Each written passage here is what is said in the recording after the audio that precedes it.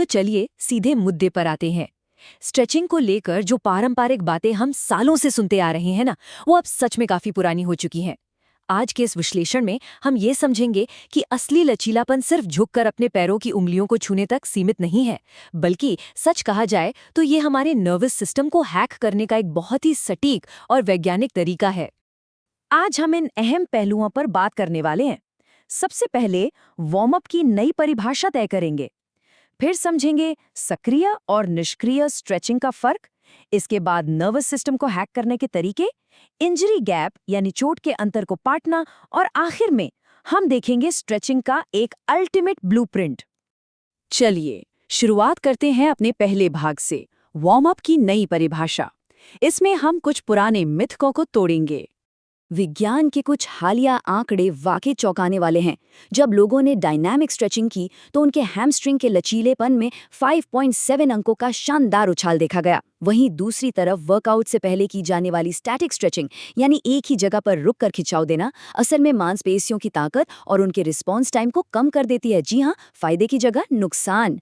इसे ऐसे समझते हैं, डायनामिक स्ट्रेचिंग आपकी मांसपेशियों के लिए एक ड्रेस रिहर्सल की तरह काम करती है।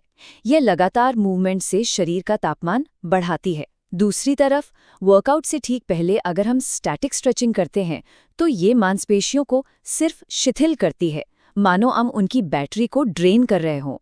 इन दोनों का तुलनात्मक डेटा बिल्कुल साफ है। डायनामिक मूवमेंट का इस्तेमाल सिर्फ और सिर्फ वार्म अप के लिए होना चाहिए ताकि हमारी ताकत और कोऑर्डिनेशन बेहतर हो सके, और स्टैटिक होल्ड्स उन्हें पूरी तरह से वर्कआउट के बाद के कूल डाउन या फिर जिस दिन हम आराम कर रहे हों उस दिन के लिए बचाकर रखना चाहिए। अब आगे बढ़ते हैं अपने दूसरे भाग की तरफ, सक्रिय और निष्क्रिय स्ट्रेचिंग में क्या अंतर है। देखिए, ये दोनों बिल्कुल अलग चीजें हैं। निष्क्रिय यानी पैसिव स्ट्रेचिंग में मांसपेशी पूरी तरह रिलैक्स रहती है और गुरुत्वाकर्षण या किसी बेल्ट का सहारा लिया जाता है। इसके उलट सक्रिय यानी एक्टिव स्ट्रेचिंग में सीधे प्रयास की जरूरत होती है। जिस मांसपेशी को हम खींच रहे हैं उसका सक्रिय रूप से काम करना बहुत जरूरी है। निष्क्रिय स्ट्रेचिंग को एक नए अंडरवेयर के इलास्टिक बैंड की तरह समझिए। उसे खींचा तो जा सकता है, लेकिन वो वापस अपनी पुरानी जगह पर आ ही जाएगा, है ना। ये कोई स्थायी बदलाव नहीं लाता, क्योंकि ये सिर्फ मांसपेशियों के फाइबर्स की टेम्परेरी इलास्टिसिटी पर काम कर रहा होता है। यहीं पर डॉक्टर रायन पीबल्स का ये शानदार दर्शन एकदम फिट बैठता है। रेंज हासिल करने के लिए रेंज को ट्रेन करें। अगर हमें लंबा और टिकाऊ लचीलापन चाहिए तो नर्वस सिस्टम को ये सिखाना ही पड़ेगा कि जो नई और खिंची हुई स्थिति हमने हासिल की है वो काम करने के लिए पूरी तरह से सुरक्षित है। और इसी के साथ हम आते हैं तीसरे भाग पर, अपने नर्वस सिस्टम को हैक करना। ये बहुत ही दिलचस्प है। क्या हमने मायोटैटिक रिफ्लेक्स का नाम सुना है? ये हमारे शरीर का एक इनबिल्ट प्रोटेक्टिव ब्रेकिंग सिस्टम है। जब भी किसी मांसपेशी को बहुत ज्यादा या बहुत तेजी से खींचा जाता है तो ये रिफ्लेक्स उसे सिकोड़ देता है ताकि कोई चोट ना लगे। एडवांस स्ट्रेचिंग का मुख्य लक्ष्य ही यही है कि इस ब्रेकिंग सिस्टम को सुरक्षित तरीके से कैसे बाईपास किया जाए। और यही एंट्री होती है गोल्गी टेंडन ऑर्गन या जीटीओ की। ये एक खास न्यूरोलॉजिकल रिसेप्टर है। जब इस सेंसर को सही तरीके से हैक करते हैं तो ये मांसपेशियों को आराम देने का सिग्नल भेजता है, और इससे क्या होता है, हमें मोशन की एक बहुत ही गहरी और कहीं अधिक सुरक्षित रेंज मिल जाती है।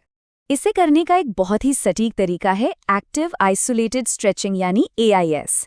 इसमें टारगेट मसल को अलग करें और स्ट्रेच को सिर्फ और सिर्फ 2 सेकंड के लिए होल्ड करें। ये 2 सेकंड का नियम मायोटैटिक रिफ्लेक्स को चकमा दे देता है और लैक्टिक एसिड को भी नहीं बनने देता।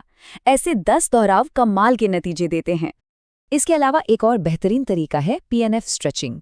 इसमें हम नर्वस सिस्टम को सेफ्टी का सिग्नल भेजते हैं।